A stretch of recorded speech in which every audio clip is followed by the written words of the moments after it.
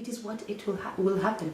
Then imagine having leaders in the future who are well trained, and then they have all of this knowledge and skills, so they can go out there in public and say, challenge people, challenge a nation, be presidents, be prime ministers, be ministers, because they have that ability to do that, and they've been exposed in all these senses, and will change the world.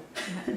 Well, we've heard the testimonies of some of the Mulli's children that want to be doctors and want to be engineers and want to be pastors. But what obstacles, what challenges did they face to obtain that education? Prior to their coming to MCF, the biggest challenge was, of course, they were not able to afford it. Many of them have no idea who their father was, or if they have an idea, each of their siblings had a different father.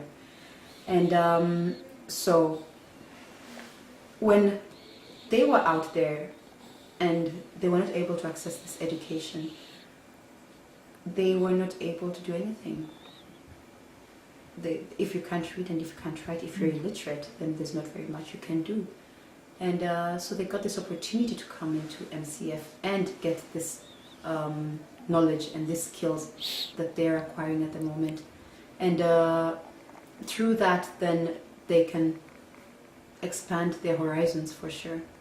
Yeah, but I'm not sure that answered your question. Yeah, though. well, you were also telling us that there's already quite a few in your family who are at that place where now is the time where they would be equipped and ready. We have 93. To pursue further education, but they're waiting. They're not able to yet. What is the obstacle? What is the challenge? The biggest challenge right now is funding for them to be able to go to institutions of higher learning. It is not cheap to go there because, of course, you have to pay for it. And we currently have 93 young people who have graduated from grade 12, many of them with lovely grades, great grades, and they have the zeal to continue their education.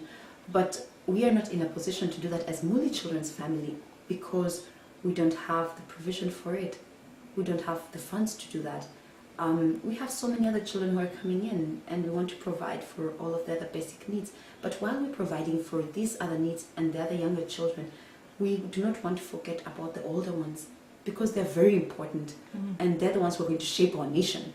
And so if we were to get the funding to assist these young people to go into institutions of higher learning, they will join as soon as the funding is there because they're ready to join. It's just that there's no funding for them.